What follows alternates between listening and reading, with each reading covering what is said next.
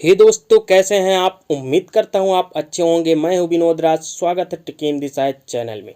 दोस्तों, आज हम कक्षा 11 की एनसीईआरटी जो आरोह भाग का भाग 1 है, उसके पद्यखंड का पहला चैप्टर जो कि कबीरदास द्वारा रचित है, उसको हम पढ़ने वाले हैं। कबीर के इसमें दो कविताओं को सम्मिलित किया गया है।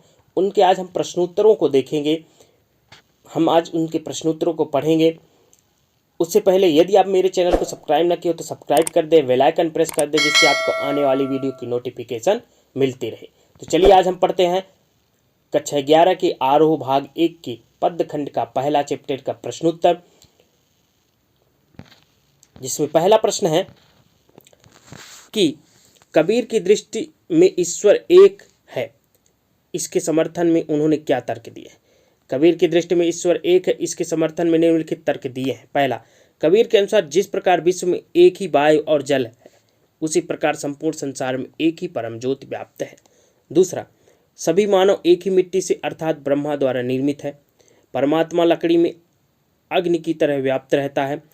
एक ही मिट्टी में सब बर्तन अर्थात सभी जीवों का निर्माण हुआ है। दूसरा इसी में प्रश्न है, मानव शरीर का निर्माण किन 5 तत्वों से हुआ है। तो मानव शरीर का निर्माण जो होता है अग्नि, जल, वायु, पृथ्वी, आकाश 5 तत्वों से होता है। ठीक है ना। तीसरा जो प्रश्न है इसमें, जैसी बाढ़ी काठ की काटय अगिन न काटय कोय, सब घटी अंतर तू ही व्यापक धरय सुरूपय सोय। इसके आधार पर बताइए कि कबीर की दृष्टि में ईश्वर का क्या स्वरूप है। प्रस्तुत पंक्तियां ज्ञान मार्गी शाखा के प्रतिनिधि कवि कबीर के पद से ली गई है। कबीर की दृष्टि में ईश्वर का स्वरूप अविनाशी है। कबीरदास के इन पंक्तियों का कहने का तात्पर्य यह है कि जिस प्रकार लकड़ी में अग्नि निवास करती है, ठीक उसी प्रकार परमात्मा सभी जीवों के हृदय में आत्मा स्वरूप में व्याप्त है। ईश्वर सर्वव्यापक, अजर, अमर और अविनाशी है। बढ़ई लकड़ी को चीर सकता है, परंतु उस लकड़ी में निहित आग को नष्ट नहीं कर सकता। वैसे ही मनुष्य के शरीर भले नश्वर है, परंतु शरीर में व्याप्त आत्मा अर्थात परमात्मा अमर है। इस प्रकार प्रस्तुत पद में आत्मा को परमात्मा का अंश बताकर अद्वैतवाद का प्रतिपादन किया गया है। काठ ही काट है शब्दों में अनुप्रास अलंकार है। ठीक है ना। काष्ठ ही काट है, यहाँ पर अनुप्रास अलंकार भी वर्णन है, ये एक अलग से बताया गया। अगला प्रश्न है, कबीर ने अपने को दीवाना क्यों कहा है। तो कबीर ने अपने को दीवाना कहता है क्योंकि उसके अनुसार ईश्वर निर्गुण, निराकार, अजर, अमर और अविनाशी है। उन्होंने इस परमात्मा का आत्म साक्षात्कार कर लिया है। अब वे राग, द्वेष, अहंकार और मोह माया से दूर होकर निर्भय हो चुके हैं। अतः ईश्वर के सच्चे भक्त होने का कारण दीवाने हैं। अगला प्रश्न है, कबीर ने ऐसा क्यों कहा कि संसार बौरा गया है। कबीरदास इस संसार को बौराया हुआ अर्थात पागलपन की स्थिति तक पहुंचा हुआ बताते हैं। उनका ऐसा मानना इसलिए है कि संसार के लोग झूठी बातों पर तो विश्वास कर लेते हैं और सच कहने पर मारने को दौड़ते हैं।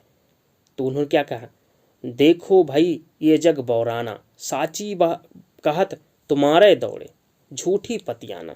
मतलब सच्ची बात कहने पर मारने को दौड़ते हो। लोगों को सत्य और असत्य का ज्ञान नहीं है। कबीरदास जी के कहने का तात्पर्य यह है कि संसार के लोग ब्रह्म आडंबरों में उलझे हुए हैं और ईश्वर के सच्चे स्वरूप को नहीं पहचानते, यानी कि दिखावे पर ही पूरी तरह से उलझे हुए रहते हैं। छठवां जो प्रश्न है, कबीर ने नियम और धर्म का पालन करने वाले लोगों को किन कमियों की ओर संकेत किया है। कबीर ने नियम और धर्म का पालन करने वाले लोगों को सबसे बड़ी कमी ईश्वर तत्व से कोसों दूर रहने को माना है। ऐसे लोग ब्राह्म आडंबर जैसे पत्थर पूजा, तीर्थ व्रत करना, नमाज पढ़ना, छापा तिलक लगाना आदि में उलझे रहते हैं और सच्चे धर्म और वास्तविकता से कोसों दूर रहते हैं। सातवां जो प्रश्न है, अज्ञानी गुरुओं की शरण में जाने पर शिष्यों की क्या गति होती है। अज्ञानी गुरु माया, अहंकार, धार्मिक पाखंडों और ब्रह्म आडंबरों में विश्वास करते हैं और इसी प्रकार की शिक्षा में अपने शिष्यों को देते हैं। इस प्रकार ऐसे गुरुओं की शरण में जाने से शिष्य सही ज्ञान नहीं प्राप्त कर पाते और अंधकार की गर्त में डूब जाते हैं। आज का जो लास्ट प्रश्न है, आडंबरों की अपेक्षा स्वयं आत्म को पहचानने की बात किन पंक्तियों में कही गई है, उन्हें अपने शब्दों में लिखें। आडंबरों की अपेक्षा आत्म यानी स्वयं की पहचान के निम्नलिखित पंक्तियों में कही गई है। टोपी पहिरे माला पहिरे, छाप तिलक अनुमाना, साखी शब्दहि गावत भूले, आत्म खबर न जाना। इन पंक्तियों का भाव यह है कि हिंदू और मुसलमान दोनों धर्मों के लोग ब्रह्म आडंबर में उलझे रहते हैं। कोई टोपी पहनता है तो कोई तिलक लगाता है और अपने अपने अहंकार का प्रदर्शन करते हैं। वे साखी शब्द आदि गाकर अपने आत्म स्वरूप को ही भूल जाते हैं।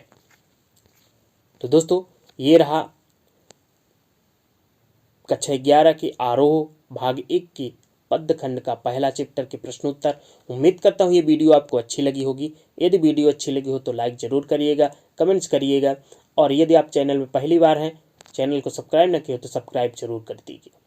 बेल आइकन भी प्रेस कर दें जिससे आपको आने वाली वीडियो की नोटिफिकेशन मिलती रहे। इस वीडियो को अपने दोस्तों तक शेयर करना ना भूलें। मिलते हैं नेक्स्ट वीडियो में, तब तक अपना ख्याल रखिए, स्वस्थ रहिए, धन्यवाद।